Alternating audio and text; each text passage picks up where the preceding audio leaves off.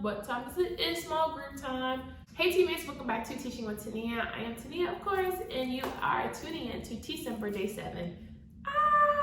Just see those sleigh bells jingling, ring, tingle, tingling. I'm on it's lovely weather for a sleigh ride together with you. Outside the snow is falling and friends are calling you.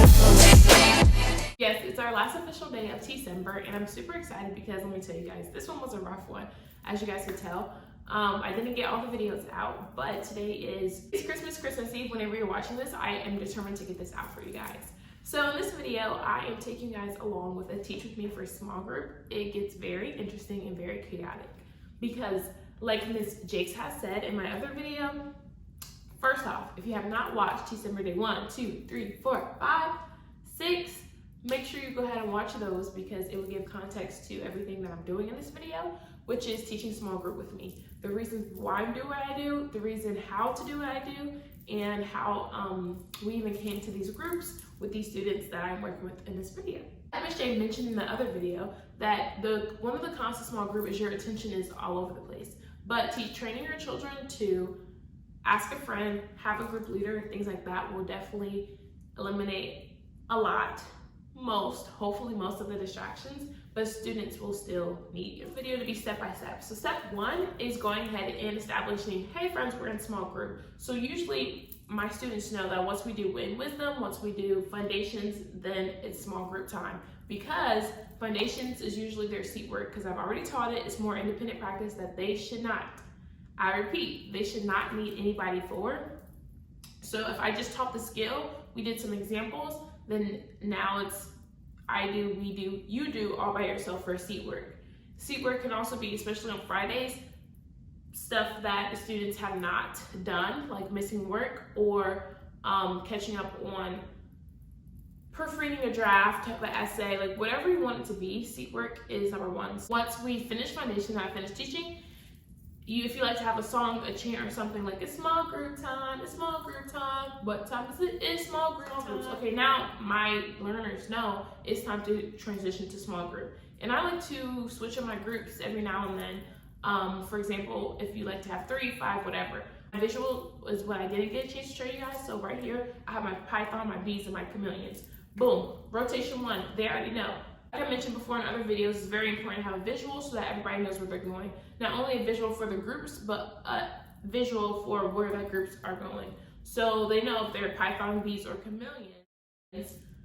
Pythons are at computers, bees are doing their seat work, and chameleons are with me, which means they need their binder and their pencil. Sometimes we use a binder, sometimes we don't, depending on what skill we're working on for that day. And then boom, rotation number 2. Pythons are at seat work, bees are at Miss Brown, chameleons are at computers. It's really easy to tell, and I like to have the timer right on my visual so we know, okay, you have 12 minutes to get 2 lessons done. You have 12 minutes to finish this worksheet. Oh, I have 12 minutes with Ms. Brown for my seat work or small group grade for the day. So, step 1, identify your groups, communicate your groups to your students. Step 2, show a visual and set the expectation of what students should be doing and when. That's a very key, important part. So, for example, once you go ahead and tell students where they should be, they have 1 minute to rotate. Especially if you're doing this for a while, then it shouldn't really take a minute, but if it's your first time doing it, it may take a minute. So like I did small groups, my transition slide is 1 minute. You have now 1 minute to get all your materials and get to where you need to be. Cool. Students grab their stuff, put their computer away, the Foundations book away, whatever materials we had out, transition to their group, they know what group they should be in. And then step 3 is actually have the group. Have the group, you only have 12 minutes, and I am a competitor, so I like to race against the clock. And then once my students know that they're done with their seat work, there are a bunch of other things that they could be doing, whether it's a checklist on the board or have a checklist in their head, like after you finish this, you do this. But once I give that one direction to the whole group and then release them for their transition to get into their first group, I'm no longer helping students because my attention span has to be on my friends in my small group, okay? After students have got to their group, you're not doing the group. In my small group, I've told you guys before, I like to go ahead and focus on nonsense words because we do get tested on that.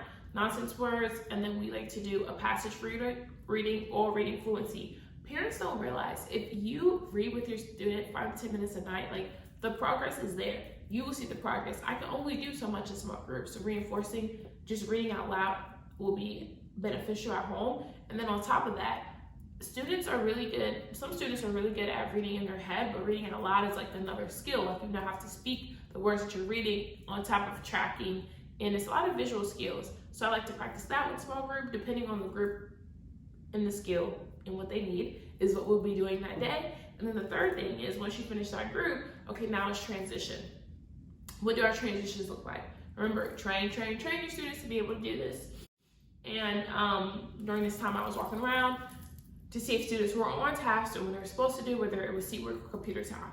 Now, once we get back from the break, I am adding another component to this, and I'll let you guys know about that later on.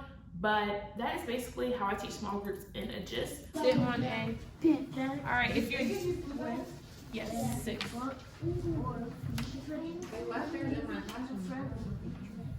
Yeah.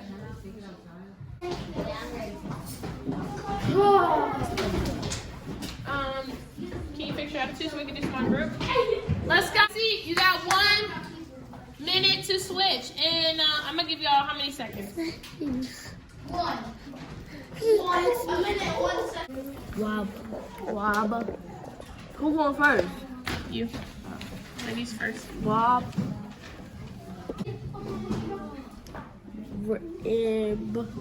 Rib.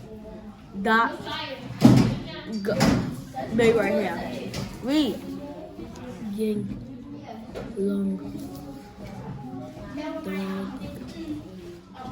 Don't say dog, just an A.